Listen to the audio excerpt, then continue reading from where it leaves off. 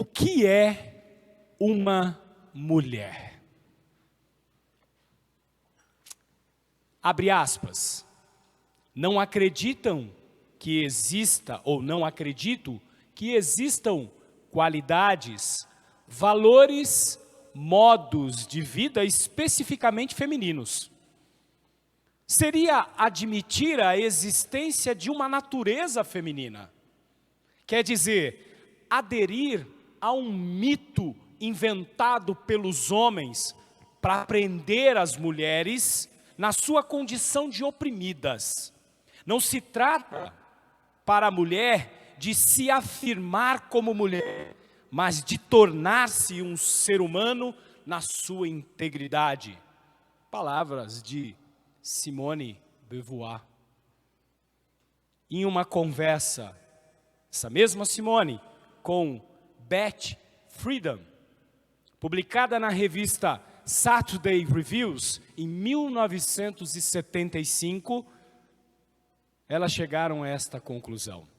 Enquanto a família, o mito da família, o mito da maternidade e o instinto maternal não forem destruídos, as mulheres continuarão a viver sob pressão. Simone de Beauvoir e Beth Friedan são algumas das principais teóricas e líderes do movimento conhecido como a segunda onda do feminismo. Temos outras ondas, temos um movimento lá em 1800 que dá início e acaba projetando. Bom, meus irmãos, falar sobre mulheres, sobre a fé feminina em um mundo feminista é lidar com um tema inflamável, em certo ponto. Peço que vocês orem por mim enquanto estou aqui, incumbido desse relato bíblico. Há muitas vozes ecoando sobre isso. E é preciso discernimento e cautela, pois elas apresentam caminhos variados, muitos caminhos alternativos. Para esses que tratam do assunto a partir de uma cosmovisão não bíblica, de uma maneira de enxergar o mundo, deixando de lado as escrituras sagradas, para se firmar esse verdadeiro entendimento acerca das mulheres e até mesmo dos homens, dos gêneros, é preciso combater a cultura, dizem eles, do preconceito feminino, e para isso é preciso seguir adiante, olhar para o futuro. É preciso transcender. É preciso ultrapassar as barreiras que nunca deveriam ter existido, deixando para trás esse conceito de mulher do passado, de práticas e juízos equivocados, ensinos retrógrados, fundamentalistas, atrasados e obscurantistas. Esse olhar para o tal do futuro, como preceituam as líderes, as cabeças pensantes desses movimentos, se inicia condenando tudo o que entendemos do passado. E na esteira desse raciocínio, a Bíblia, as Sagradas Escrituras e suas orientações. Principalmente nesta série que estamos tratando sobre a origem, sobre o começo de tudo aquilo.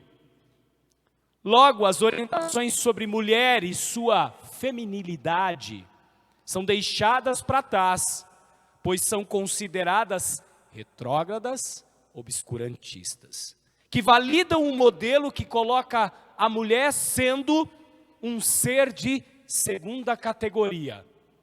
Será mesmo?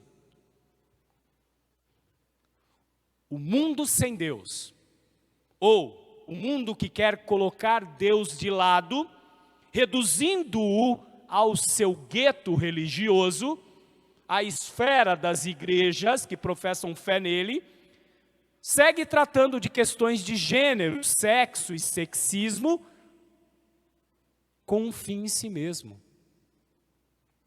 milhares de vozes, opiniões e achismos prometendo tal empoderamento feminino. E assim, eles acabam conduzindo a conclusões que não expressam a verdade do Criador, daquele que criou homem e mulher, daquele que criou a humanidade, representada aqui por ambos os sexos. Muitos caminhos são apresentados, meus irmãos. Muitos caminhos são apresentados, você que nos ouve. Na verdade, não são caminhos, mas atalhos. Atalhos que prometem preencher aquele vazio que fora tratado na última pregação, quando Deus sopra no homem, e o homem se torna uma alma vivente. E aqui, quando Mateus fala do sentido de nefesh, como o apetite que o próprio Criador coloca na humanidade. Atalhos. E não é incomum, meus irmãos e minhas irmãs, nós encontrarmos nas igrejas evangélicas, protestantes, irmãos e irmãs que não sabem qual caminho devam ou devem tomar nessas questões sobre mulheres, feminilidade, e nem tampouco sobre homens e masculinidade. Me recordo aqui da obra clássica do Lewis Carroll, nesse conto infantil, Alice no País das Maravilhas, quando Alice está ali num mundo que ela não conhece, sem saber ali a sua origem, como foi parar ali, e de repente está seguindo um caminho, mas também não sabe para onde vai. Aí ela para diante daquele gato, Cheshire, e ali ela tem uma conversa que parece conversa de louco, mas propositalmente, Lewis Carroll ali traz um fundamento filosófico. E ela diz, qual caminho devo tomar? E o gato devolve a pergunta, para onde queres ir? E ela, não sei. Bom, quando não sabemos para onde ir, nem onde estamos, qualquer caminho basta. Esse nem onde estamos é acrescentado por minha autoria. Quem somos, nossa identidade, para onde vamos e qual o caminho. Na grande narrativa da criação, no grande drama daquilo que o Senhor faz e cria, nós temos ali o ato 1 de todo esse cenário que é a criação. É ali que nós vamos entender a maneira pela qual Deus nos fez. Ato 2, a queda, que trataremos mais adiante. E então se inicia aquele que nós conhecemos como plano de redenção. Plano esse já traçado na eternidade. Mas na história ali, no momento seguinte à queda, a gente já vê esse movimento culminando em Cristo Jesus. É aqui que vamos apresentar a ironia, esse entendimento dessas pessoas que não professam a fé em Cristo, em Deus, para progredirmos na história da humanidade, meus irmãos e minhas irmãs, para entendermos essa questão do homem e da mulher, é preciso voltar ao começo e encontrar o caminho correto nas veredas antigas, contrariamente àquilo que esses movimentos e ideologias, como Josué nos apresentou no início, professam. Se existe um Deus que criou a cada um de nós, seres humanos, então nosso relacionamento com esse Deus deve ser a coisa mais importante do universo, uma vez que nós temos um Criador. E se esse Deus nos criou como homens e mulheres, a gente precisa perguntar o que esse nosso Criador pensa a respeito dessas criaturas, masculinas e femininas, e quais os papéis que elas devem desempenhar nessa grande narrativa da história da humanidade, da história da criação. Nessa nossa volta às origens, ao começo das coisas, nós vamos descobrir que os juízos preconceituosos, legítimos, como afirmam esses movimentos e como as mulheres sentem sobre a própria pele, não surgem nas origens. Não é ali, no plano pelo qual o Criador fez homem e mulher, mas sim como fruto resultante da desobediência que o próprio homem e a mulher se meteram. Preciso também lembrá-los que quando buscamos o que Deus diz especificamente sobre homens e mulheres, a maior parte das escrituras, meus irmãos, não é a respeito das mulheres ou dos homens. A Bíblia trata acerca do Deus que fez mulheres e homens, e do seu plano para redimi-lo, e do seu plano para salvá-los a partir e por intermédio de seu Filho, Cristo Jesus. Entretanto, vai existir uma realidade distinta dessa masculinidade e feminilidade que aparece já no início da Bíblia. Mais uma vez, como já estamos sendo lembrados nos capítulos anteriores e nos textos anteriores que lemos e fizemos a exposição, que a gente vai obter em Gênesis. E aqui, meu convite é que você se deleite nessa grandiosa obra, que vai tratar exatamente desses fundamentos, que vão dar as diretrizes ao longo de toda a palavra de Deus, de todas as escrituras, daquilo que Deus fala sobre masculinidade, sobre o papel do homem e sobre o papel da mulher, sobre o casamento, sobre a sociedade, sobre a igreja, sobre a maneira pela qual as coisas são construídas. E hoje, especificamente, sobre a mulher.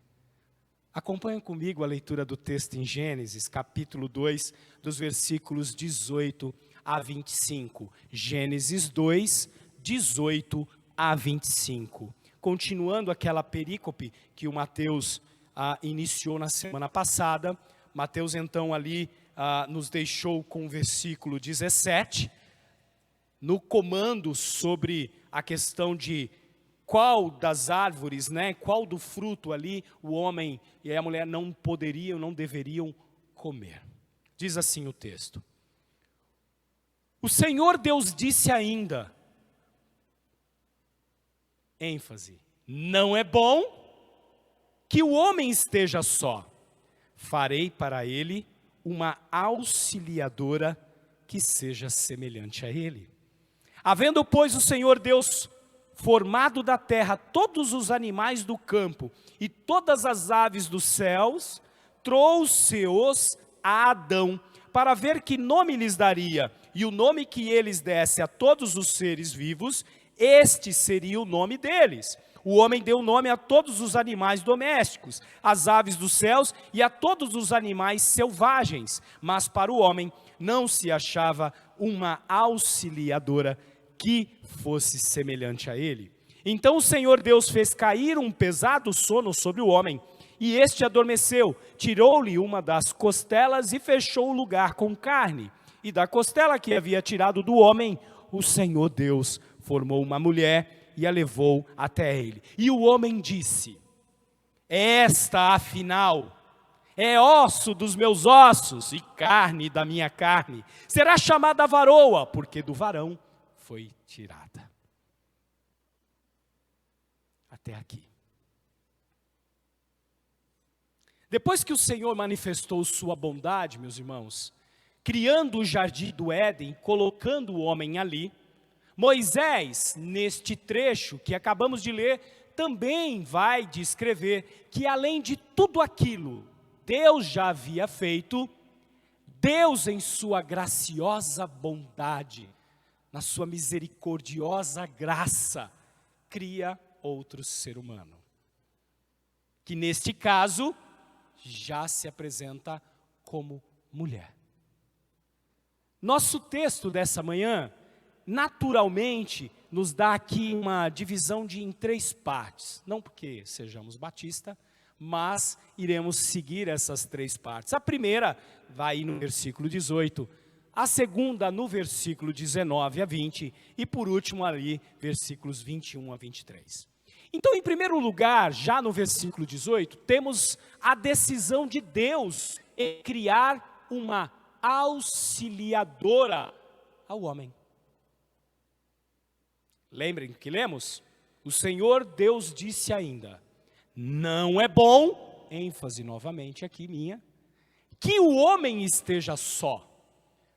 Farei para ele uma auxiliadora que seja semelhante a ele. Até esse momento, meus irmãos, o veredito acerca de tudo aquilo que o Senhor havia criado era bem claro. E ele tinha dito, bom e muito bom. Entretanto, neste versículo, nós vamos perceber a primeira coisa que não era boa. O fato de que o homem estava só. Isso não era bom. Por conta da solidão. E ainda que houvesse outros seres criados, não havia ninguém semelhante e à imagem do próprio homem, que pudesse de tal maneira fazer companhia a ele. Sozinho este mesmo homem não teria condições de dar continuidade àquilo que vimos já em Gênesis 1, 28, quando Deus dá o mandato, e Deus ali dá o comando de sejam fecundos, multipliquem-se, encham a terra. Bom, sozinho o homem não seria capaz de cumprir esse comando. Por isso não era bom que o homem estivesse só. A decisão então de Deus, meus irmãos, é de criar um outro ser humano. Igual, mas diferente. O próprio texto vai fazer referência a essa diferença, quando trata a mulher, usando então o substantivo feminino. Farei uma auxiliadora. Alguém humano, verdade, mas de sexo distinto. Perceba então que a Bíblia aqui então nos mostra que Deus se refere a este outro ser humano em sexo distinto, como sendo-lhe uma auxiliadora. Alguém que o ajudasse e fosse necessário para que esse homem pudesse cumprir exatamente aquilo que era a sua tarefa, como Mateus nos lembrou. Cuidar do jardim e guardar este mesmo jardim. Alguém que o encorajasse a não desobedecer o comando bíblico, a ordem de não comer da árvore que Deus havia apontado. Alguém que pudesse olhar para este homem e ficasse firme ali no propósito daquilo que Deus tinha apontado para a humanidade. Não era apenas uma auxiliadora para o cultivo do jardim, mas também para esse ponto.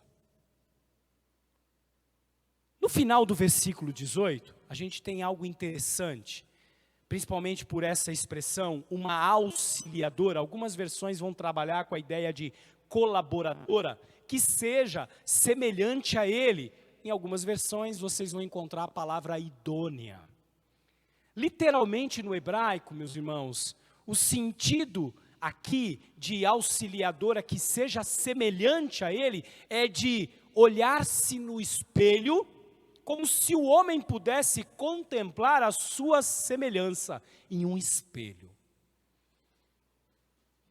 Em algumas versões, como eu já citei, principalmente na ARA, que é a Almeida Revista e Atualizada, eles vão usar a palavra de idônea. E idônea aqui, ela tem um sentido de alguém que seja à altura. Alguém que correspondesse a esse homem. Que fosse sua cara metade. Que o completasse para que assim eles pudessem gerar descendentes que fossem iguais a eles. Da mesma essência e da mesma natureza. Deus então, no versículo 19 a 20, prepara este homem para receber essa auxiliadora. Gênesis 2, 19 a 20. Havendo, pois, o Senhor Deus formado da terra todos os animais do campo e todas as aves dos céus, trouxe-os a Adão. Interessante isso, né? Para ver que nome lhes daria. e o nome que ele desse a todos os seres vivos, esse seria o nome deles. O homem deu nome a todos os animais domésticos, às aves dos céus e a todos os animais selvagens. Se você parasse por aqui, você ia falar, mas peraí, será que Moisés se equivocou? Ele está fazendo um relato da criação da mulher, e de repente ele vem com a ideia aqui de que os animais vieram até Adão para que ele nomeasse, mas olha o finalzinho. Mas para o homem não se achava uma auxiliadora que lhe fosse semelhante a ele. Interessante aqui que o Criador, agindo em amor e misericórdia, ao invés de automaticamente criar a mulher, como ele fez com todas as outras criaturas, e como o próprio homem, ele faz resultado. Parece-me, quando você lê aqui, que ele está preparando o homem para esse feito. E o Senhor faz isso, no mínimo, de uma maneira muito curiosa. Por quê? Porque Deus traz até Adão todos os animais para que eles fossem nomeados por ele. E o texto nos diz que Deus então vai chamar esses animais para que eles possam ir até Adão, e Adão então, o príncipe criado, o corregente desse Senhor soberano, vai então classificar e vai ali, provavelmente, por conta das suas funções, classes, ou porque eram domésticos, selvagens e aves. E aqui a gente tem já um primeiro movimento dessa atividade do homem sendo narrada. Os nossos biólogos aqui de plantão devem delirar aqui. Aqui eles se identificam, porque esse ato de classificar os animais segundo a espécie, segundo essa categoria, é coisa da biologia. Está intrinsecamente ligado a essa atividade, esse lindo trabalho de identificação. E no versículo finalzinho aí do 20, a gente vai ler que, mas para o homem não se achava uma auxiliadora, alguém que lhe fosse semelhante a ele. A situação da criação aqui da mulher, meus irmãos, em Gênesis é especialmente valiosa. Minhas irmãs, aqui que a gente precisa olhar e ver o valor.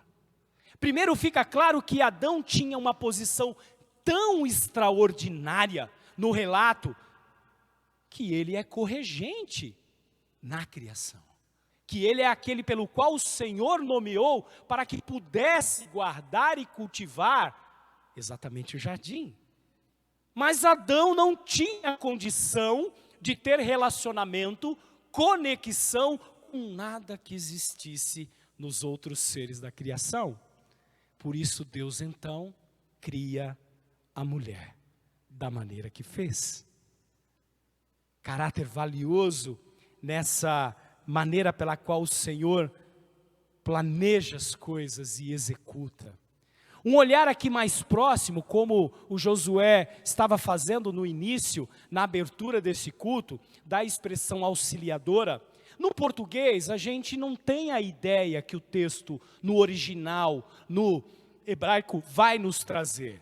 Ele não vai ter a mesma força para essa expressão, tanto repetida no 18, como aqui no 20, mulheres. Prestem atenção, grafem isso. No hebraico, a palavra aqui expressada é uma palavra conjugada com ezer kenegdo. Ezer é a tradução que quer dizer ajudador, auxílio, colaborador. E é uma palavra especial. É uma palavra utilizada na Bíblia, exatamente para se referir a Deus.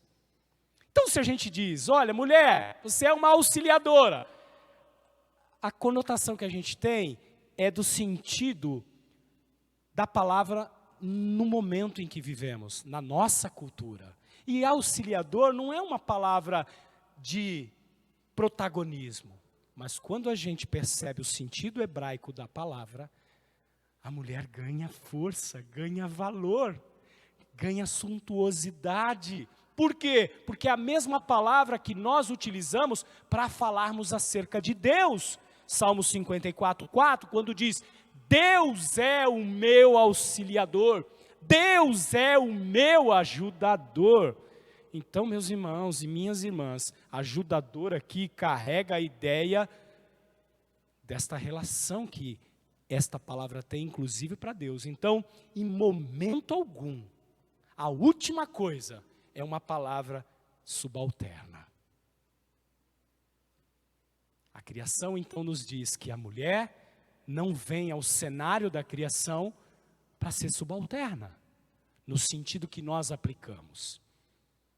A ideia aqui é de interdependência, de conexão íntima, forte, que está aqui marcada na teologia da criação, meus irmãos e minhas irmãs. Caminhando para essa última parte, versículos 21 a 23. Então Deus cria esta mulher.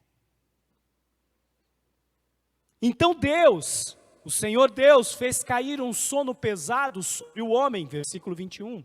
E este adormeceu, tirou-lhe uma das costelas e fechou o lugar com carne. E da costela que havia tirado do homem, o Senhor Deus formou uma mulher e o levou até ele. E o homem disse: esta, afinal, é osso dos meus ossos e carne da minha carne. Será chamada varoa, porque do varão foi tirado. Primeiro Deus faz com que o homem adormeça. Versículo 21, um sono profundo. Provavelmente para que este homem não sentisse nenhuma dor, incômodo.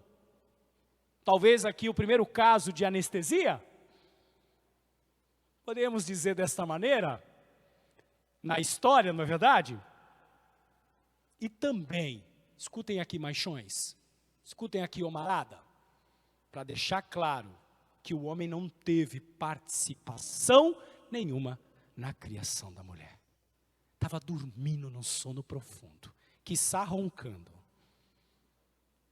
Como a gente faz com excelência, né? Muitas vezes atrapalhando o sono da mulher, da auxiliadora. Fica a dica, eu estou vendo uns cotovelos aí. Ele não participou em nada, para ficar claro que ele não tem nenhuma base para dominar sobre ela, para não pisoteá-la como se ela fosse criação dele. Adão estava dormindo, é assim que o texto bíblico narra a criação da mulher. E assim, de uma costela, no hebraico, parte do lado, se deduz costela, podemos aqui, não há nenhum problema nesse sentido de aplicarmos essa tradução. Deus forma a mulher e então leva até ele. A mulher é criada do lado, justamente para ficar estabelecido aqui essa relação de conexão, interdependência, esse estado de recíproca dependência. Coadjuvação, já que estamos num teatro, recíproca, de relação profunda, intimidade, para ambos estarem juntos. Não é uma relação criada a priori de superioridade e inferioridade, como muito do movimento feminista, muito daquelas que professam acerca disso, querem impor. O relato da criação, em momento algum, traz esta ênfase. E é aqui, meus irmãos, nesse processo, quando Deus forma a mulher, da costela do homem, que a mulher recebe também a imagem e semelhança de Deus nesse processo. A humanidade, ambos, homem e mulher, a imagem e semelhança desse nosso Deus. O homem, então, quando recebe o sopro divino, se torna imagem e semelhança. E a mulher que acabara de ser criada, neste processo também, recebe a imagem e semelhança de Deus. E a figura daquilo que foi pregado no último encontro, esse nefesh, essa alma vivente, dotada de vontade, de fome, neste primeiro momento, somente preenchida e será somente preenchida pelo Criador de ambos, homem e mulher. Mas que com a queda, que trataremos mais adiante, vai querer ser preenchida com outras coisas, a exemplo daquilo que nós vemos no dia a dia. Logo, a mulher é igual ao homem diante de Deus. Não há diferença deles diante de Deus em honra, dignidade e valor. Alguém feito exatamente a imagem e semelhança de Deus, como o homem. A humanidade é a imagem de Deus, porém essa humanidade inclui o homem e a mulher. Sexos distintos. Essa cena que acabamos de descrever, meus irmãos, no texto bíblico, tem sido retratada de muitas formas. E pregadores, sempre quando vão trazer luz a esse texto, acabam pronunciando, e eu não seria diferente. Então aqui pego carona aqui nas pregações que tem sobre este tema, e que evoca a imaginação de muita gente, com algumas conclusões interessantes deste ato da mulher ter sido retirada ao lado do homem da costela. Matthew Henry, que é um desses teólogos, desses escritores, autores bem conhecidos, ali ecoando um pouco a ideia de Agostinho, já lá no século V, no século VI, no V principalmente, diz que a mulher não fora criada da cabeça do homem para não dominá-lo, nem tampouco dos seus pés para não ser pisoteada por ele, mas foi feita do lado, para ser igual a ele, debaixo para ser protegida por ele e perto do seu coração para ser amada por ele. Fundinho musical aqui caberia, mas aqui na nossa igreja a gente não tem fundo musical, ainda bem, senão poderia. A exclamação do homem, quando acorda, se dá na forma de um poema. No português a gente não tem essa dimensão, porque as palavras utilizadas ali não ecoam, mas no original é um poema. E começa dizendo, afinal, a ideia aqui é, finalmente, esta sim, finalmente, osso dos meus ossos, carne da minha carne, será chamada varoa, porque do varão foi tirada. Será chamada mulher, porque do homem foi tirada. No português, varão, varoa, homem, mulher, não faz. Das línguas atuais, a mais próxima é mulher. Esse significa woman, que tem ali na sua construção a palavra man. Man, woman. Men, women, que é o plural, então o WO ali iniciando isso. Então daqui a gente já deduz que a mulher foi tão bela, foi algo tão maravilhoso, que a primeira reação do homem foi de inspiração. E aqui nascem os poetas. A primeira coisa foi uma poesia, louvando a Deus por isso. Confesso que quando li, quando estudei, quando preparei esse texto, me senti tão falho. Minha bela Ana, que está ali cuidando das crianças, há quanto tempo não recito ali uma poesia para ela? Primeiro ato de Adão. Fica a dica aí, estou sentindo. Foi criar uma poesia para esse presente que o Senhor havia lhe presenteado. Essa poesia, meus irmãos, não está aqui à toa, porque ela vai refletir exatamente o entendimento do homem acerca da mulher. Então, o próprio homem tem o entendimento daquilo que o Criador havia feito. No hebraico, a palavra homem aqui é ish, e a palavra mulher é isha, que tem essa conotação, aquela que vem do homem, ou feita do homem, a partir do homem. A mulher advinda do homem, mas aqui a gente precisa olhar isso a partir do estabelecimento desta ligação que eu tenho falado de interdependência mútua entre a realidade do homem e da mulher, feita pelo próprio Criador. Ambos eram humanos, entretanto diferentes. Macho e fêmea, homem e mulher, Deus os fez. Iguais, mas diferentes. É assim que Deus vai demonstrar então seu mais completo e perfeito amor pelo ser que ele havia criado, pelo homem que ele fez à imagem e semelhança, lhe dando então essa auxiliadora, semelhante, osso dos seus ossos, carne de sua carne, igual, mas diferente, para que ambos pudessem então cumprir os propósitos de Deus para a humanidade criada. A Bíblia vai nos apontar, meus irmãos, N exemplos de mulheres que, em certa parte, após a queda, cumpriram com seu papel e entenderam aquilo pelo qual o Senhor havia criado e honraram a sua feminilidade, honraram a sua posição de mulher. Eva, neste primeiro momento, sendo aqui a mãe da humanidade, cumprindo de certa maneira, ainda que não mais como no momento em que ela estava no jardim, gozando ali do relacionamento diário com Deus, da comunhão diária com Deus. Sara, que logo à frente, a partir ali do capítulo 12, 11 em diante, nós iremos tratar, que se torna a mãe do povo de Deus. Esther, que tem um papel muito importante na história dos hebreus, na história bíblica, que se torna a intercessora do seu povo, do povo de Deus. E o que dizer de Maria?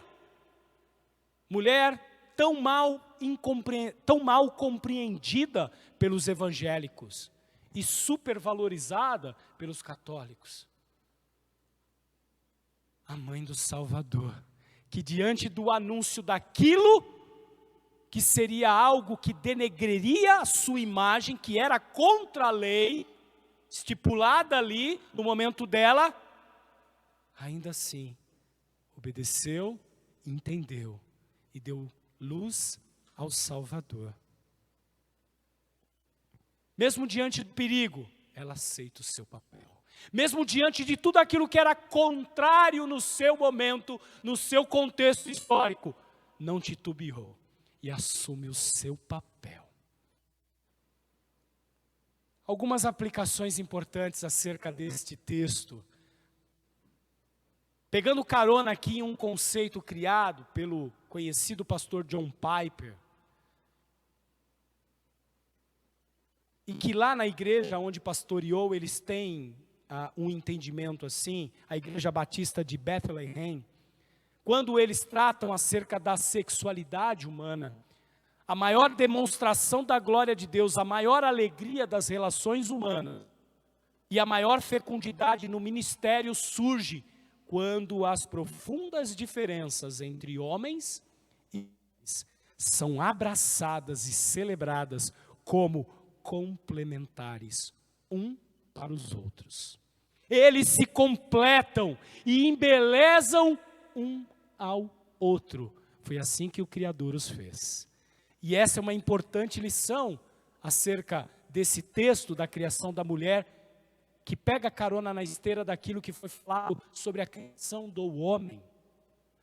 Precisamos nos localizar aqui em nosso modo de vida, aprendendo entre esses dois tipos de erros comuns que acontecem em relação à mulher nos dias atuais.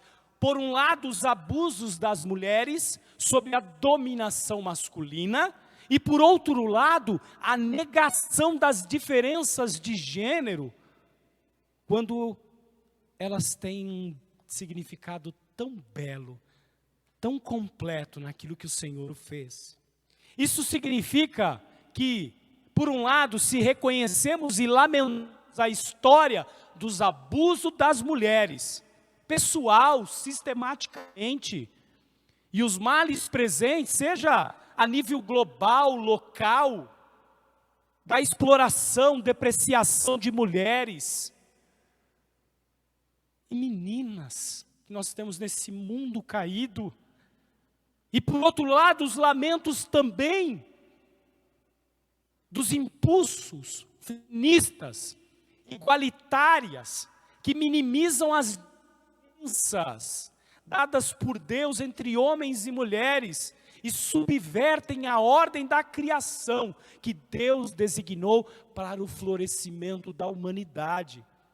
A gente deve então entender que o relato de Gênesis 2 é muito, e foi o plano de Deus bom para a humanidade, como ele mesmo disse lá em Gênesis 1. Esses papéis distintos, meus irmãos e irmãs, complementares do homem e da mulher, tanto no casamento, como a gente vai ver, como na igreja, na maneira e no propósito da criação, tem origem em Deus. A maneira como fomos criados, a sequência como fomos criados e a razão pela qual fomos criados e o papel de cada um, principalmente sobre o papel da mulher em relação ao homem e do homem em relação à mulher. É aqui que muita gente não gosta. É aqui que muita gente não concorda porque não entende.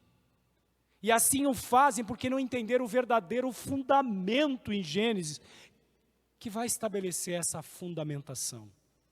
Paulo, lá em 1 Coríntios, no capítulo 11, versículos 8 e 9, vai citar literalmente esta passagem em Gênesis, mostrando que essa fundamentação de Gênesis foi importantíssima para que eles pudessem estabelecer aquilo que o Senhor estava revelando a cada um desses homens de Deus no seu tempo. E diz, porque o homem não foi feito da mulher, mas a mulher foi feita do homem. Porque também o homem não foi criado por causa da mulher, e sim a mulher por causa do homem.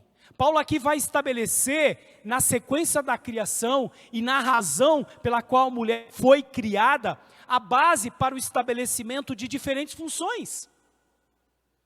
Ao homem foi dado essa liderança, como a palavra de Deus nos mostra, e não podemos negar isso.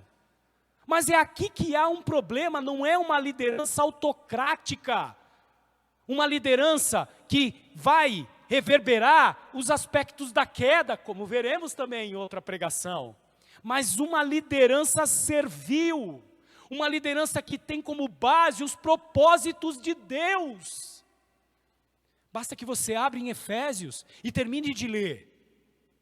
Quando Paulo fala da mulher, da relação dela, fazendo ali um comparativo com o próprio Cristo e a igreja, e aí ele vem para o homem e fala, ó, bonitão,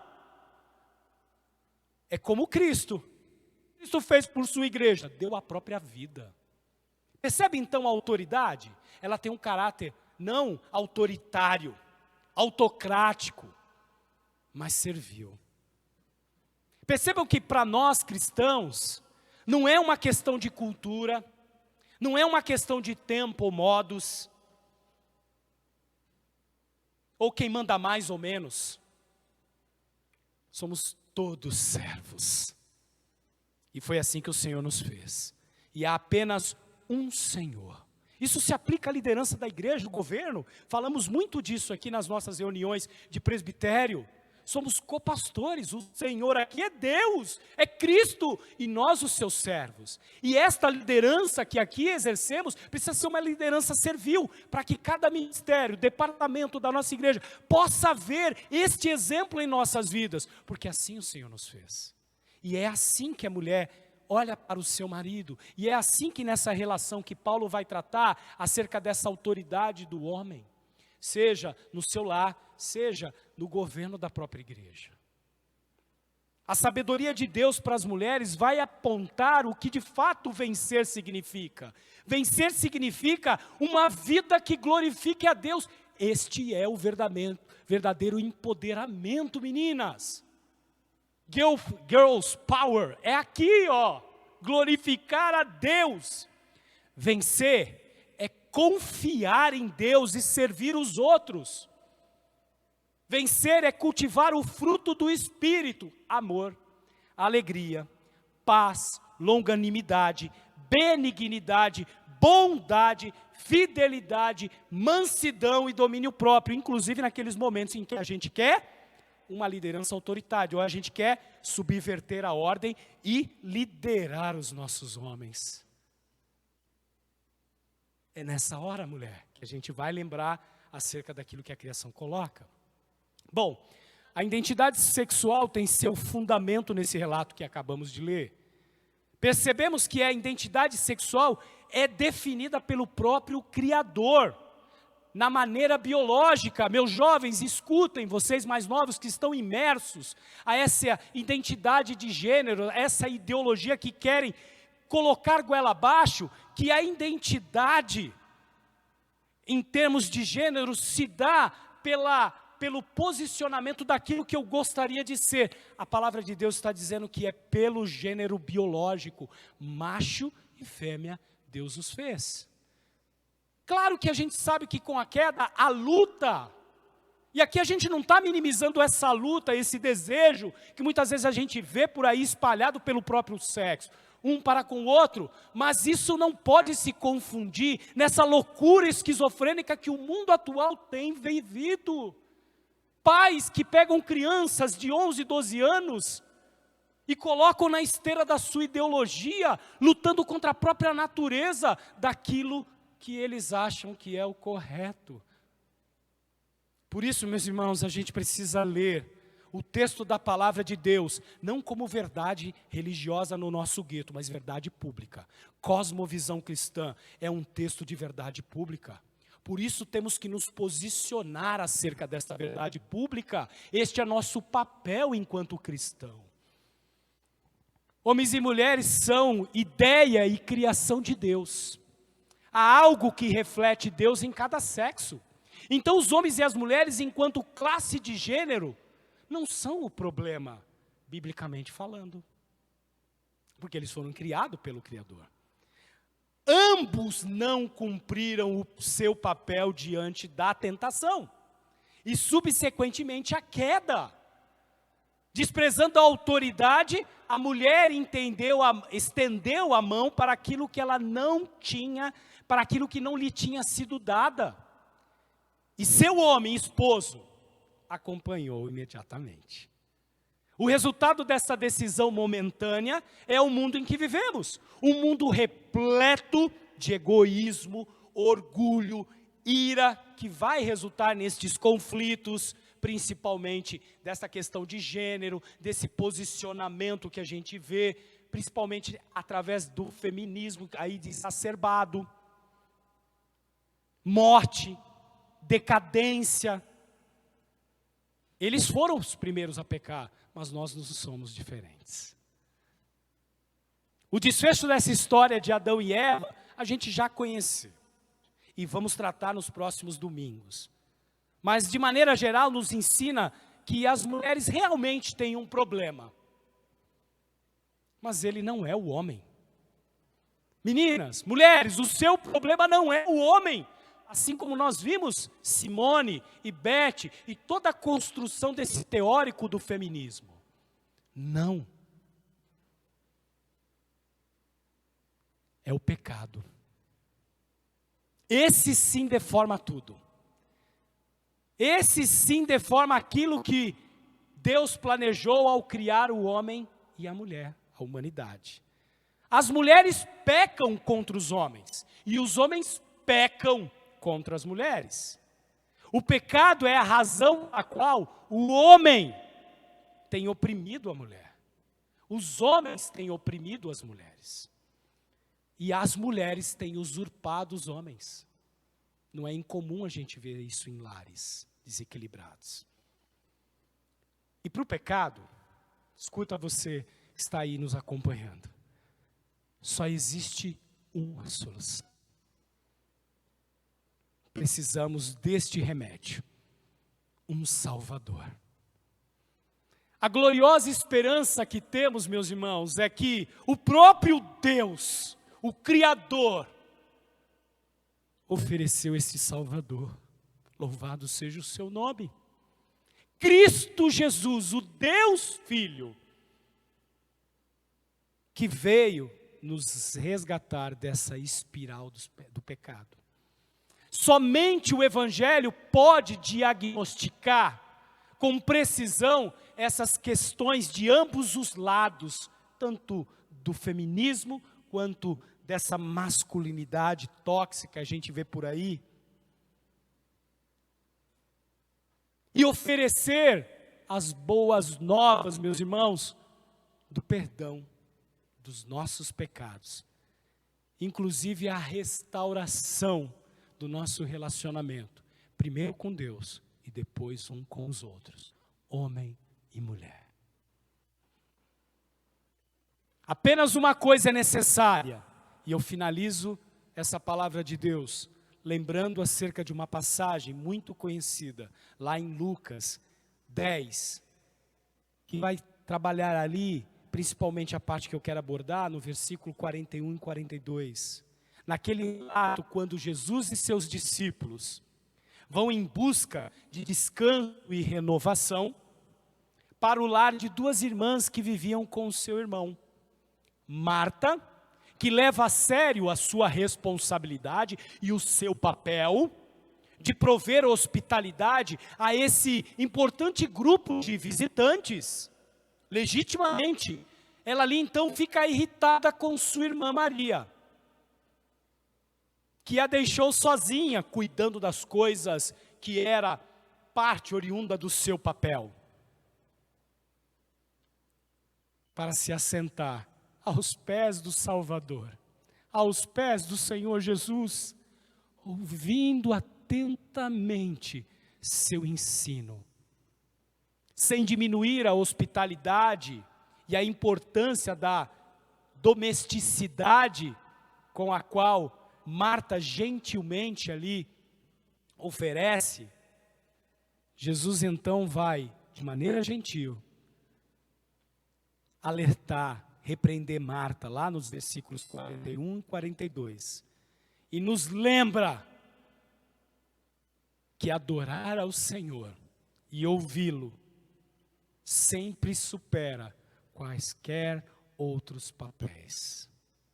Jesus foi o maior exemplo que temos em relação às mulheres. Ele quebrou algumas das leis feitas por homens que relegavam mulheres a papéis que não podiam participar de partes do templo ou a mantinham fora do ministério ativo. Jesus não manteve essas proibições não bíblicas, mas ele manteve o claro ensino da Escritura sobre papéis no casamento, na liderança espiritual. Um outro pastor conhecido também, escritor, John MacArthur, em um livreto que ele escreve sobre o papel das mulheres, nos lembra, abre aspas, no meio das culturas gregas, romanas, no meio das culturas grega, romana e judaica, que viam as mulheres quase no mesmo nível de propriedade, Jesus mostrou amor e respeito pelas mulheres. Embora os rabinos judeus não ensinassem às mulheres, Jesus não somente as incluiu em suas audiências, como também usou ilustrações e imagens em seu ensinamento que seriam familiares a elas. Mateus 13, 22, 1 a 2, 24, 41. Ele também especificamente aplicou seus ensinamentos às mulheres. Jesus ensinou as mulheres livremente, a exemplo da mulher samaritana. Ele revelou que era o Messias, falou sobre vida eterna, falou sobre a natureza da verdadeira adoração. Jesus nunca assumiu a posição de que as mulheres, por sua natureza, não podiam entender a verdade espiritual ou as coisas teológicas. Embora os homens do seu tempo, nos dias de Jesus, normalmente não permitiam que mulheres, inclusive, contasse o troco em suas mãos, ou colocasse ali o dinheiro nas mãos, por medo do contato físico. Jesus tocou as mulheres para curá-las, e se deixou e permitiu que elas o tocassem. Depois da ressurreição, Jesus apareceu primeiro a Maria Madalena, e a incumbiu de anunciar a sua ressurreição aos discípulos. Jesus fez isso, mesmo sabendo que as mulheres não teriam permissão de serem testemunhas nas cortes judaicas.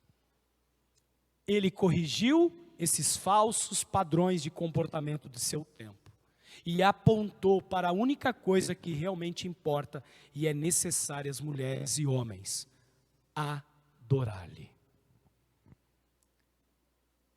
Mulheres, a beleza da criatura aponta para a grandeza do seu Criador. A gloriosa esperança que temos é que Cristo veio nos resgatar dessa espiral do pecado. Tanto homens quanto mulheres em contato com o Evangelho podem ter esse entendimento e viver uma vida de acordo com a palavra de Deus. Viver a sua vida nas veredas antigas. Nosso convite de hoje para você, mulheres, tão queridas, tão importantes na criação, e que junto aos homens são imagem e semelhança também. É que você possa adorar, e nessa adoração, o Senhor mudar o seu coração, transformar essa raiva, essa ira, e seja lá pelos abusos que porventura a gente não vai minimizar, que você possa ter sofrido na sua vida. E lembrar que em Deus há perdão, que em Cristo Ele pode restaurar a sua estrutura e te fazer uma mulher segundo os padrões daquilo que a palavra de Deus nos ensina. As nossas mulheres estão trabalhando um excelente livro, que li e aconselho, e tantos outros livros importantes que vão tratar desses aspectos. Fica aqui o nosso convite para cada uma de vocês, para fazer parte. Feche os teus olhos que eu quero orar por cada uma de vocês. E homens, entendam o papel das mulheres nas suas vidas, para que o Senhor possa de fato nos fazer segundo o seu propósito, segundo o planejamento pelo qual o fez, homem e mulher, para adorar a Deus. Senhor nosso Deus, glorioso Pai, eis-nos aqui diante da Tua palavra, diante da expressão da Tua verdade.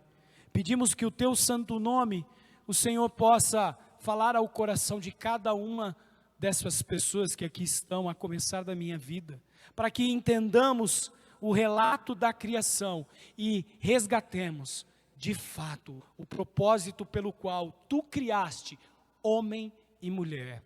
Ajuda as nossas crianças a entenderem o real propósito da criação.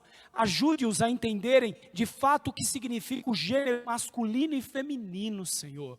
E apaga de sua mente a influência dessas distorções, dessas ideologias que insistem em estar nas escolas, nas mídias sociais e nas pessoas. Só o Teu Espírito pode fazer isso com as nossas crianças, Senhor. Ajuda os nossos homens que, de posse do conhecimento da criação do homem, do seu papel, possam resgatar essa autoridade servil e não uma autoridade autocrática que impõe ali as coisas, Senhor. Pai, ajuda as nossas mulheres, principalmente aquelas que sofreram na sua história abuso, violência, Senhor. Coisas tão terríveis, Pai, por conta desse desequilíbrio e por resultado deste pecado que domina.